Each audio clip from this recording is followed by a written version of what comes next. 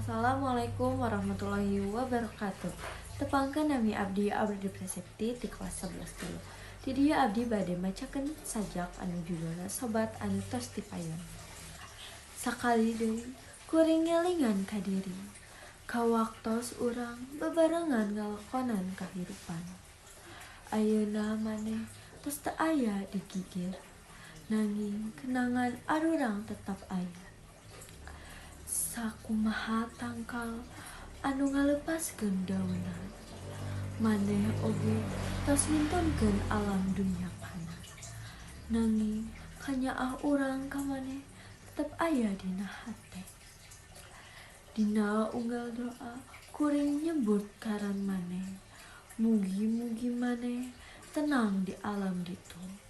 Sobat, hate kuring karasa sepi, tapi kuring yakin arurang bakal